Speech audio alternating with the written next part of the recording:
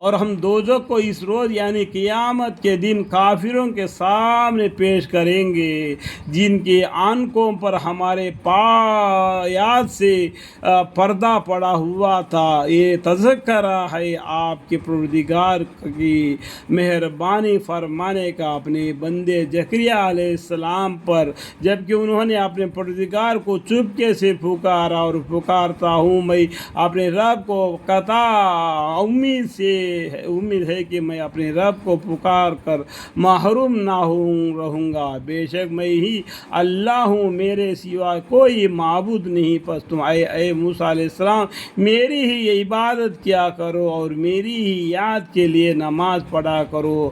بلا شک قیامت آنے والی ہے، میں اس کو پوشیدہ رکھنا چاہتا ہوں تاکہ ہر شخص کو اس کے کیے کا بدلہ مل جاوے۔ دیکھو اس کے پیچھے میں دبی ہوئی بات بہت سی دبی ہوئی بات ہے، میں پہلے سے بتاتا ہوں۔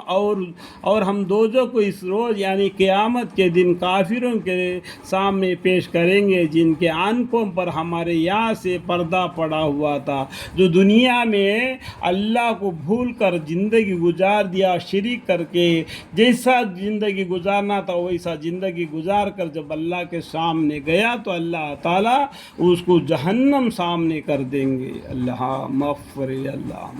یہ تذکرہ ہے آپ کے پروردگار کی مہربانی فرمانے کا اپنے بندے زکریا علیہ السلام پر، جبکہ انہوں نے اپنے پروردگار کو چپکے سے پکارا۔ زکریا علیہ السلام نے جب مسجد میں گئے مریم علیہ السلام کے پاس تو کھانے پینے کی چیزیں دیکھے، تو مریم علیہ السلام سے زکریا علیہ السلام پوچھے، اے مریم آپ کو یہ چیزیں کون لا کے دیتے ہیں؟ تو مریم علیہ السلام نے بولا کہ پریاں لا کے دیتے ہیں، ہم کو کھلاتے ہیں، پلاتے ہیں، بہلاتے ہیں، جب ہمیں سلا کر وہ چلے جاتے ہیں۔ تو زکریا علیہ السلام نے بھی اللہ کو پکارا، اے اللہ مجھے اولاد نہیں، مجھے اولاد دے دیجئے جو میرے بعد میں میرا نسل ہو۔ اس طریقے سے زکریا علیہ السلام نے اللہ کو نماز میں یاد کر دیا تو فرشتوں نے ان کو جواب دے دیا کہ آپ کو اولاد ہو جائے گی، اس کا نام یحییٰ علیہ السلام ہوگا۔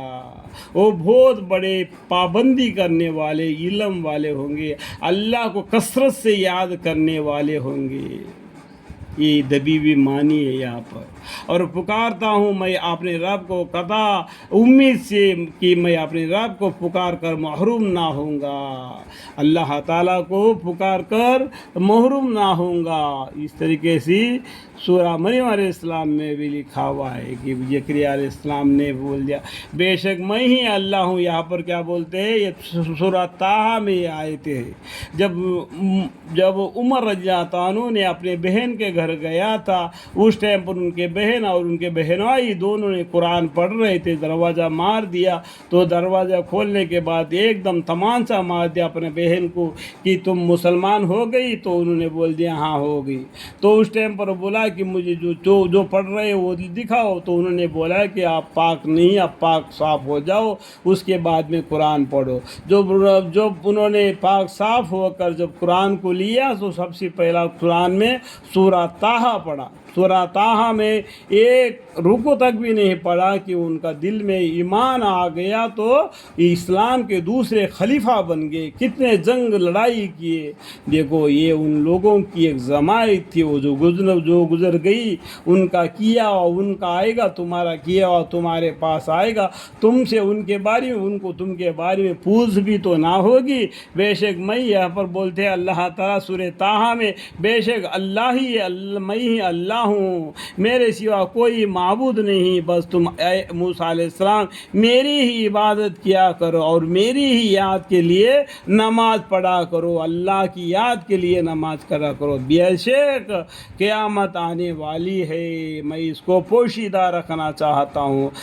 قیامت کا علم اللہ ہی کو معلوم ہے، کب آئے گا اسے اللہ ہی کو مارے، ہر شخص کو اس کے لیے کا بدلہ ملے گا، یعنی ہر شخص کو قیامت کے دن اس کا کیے کا بدلہ اس کو ملے گا۔ اس طریقے سے موسیٰ علیہ السلام سے اللہ تعالیٰ نے وہ بولے سورہ طٰہٰ میں پڑھے تو موسیٰ علیہ السلام نے اللہم اغفر لی، یعنی اس ٹائم پر زکریا علیہ السلام نے کیا، اس ٹائم پر جو عمر رضی اللہ عنہ نے ان کا دل کانپ گیا اس آیت کو پڑھنے کے بعد میں، ان کے اندر ایمان جگ گیا تو انہیں ایمان لے آئے اور محمد مصطفیٰ صلی اللہ علیہ وسلم کے ہاتھ میں ہاتھ رکھ کر شہادت دی اور کلمہ پڑھ کے مسلمان ہو گئے، تو دین اسلام میں بہت آسانی ہو گئی اور دین اسلام پھیلنے میں بہت ہی آسان ہوگی۔ عمر رضی اللہ عنہ کا بہت ہی احسان ہے اس اپنی امت پر۔ اللہم اغفر لی، اللہم اغفر لی۔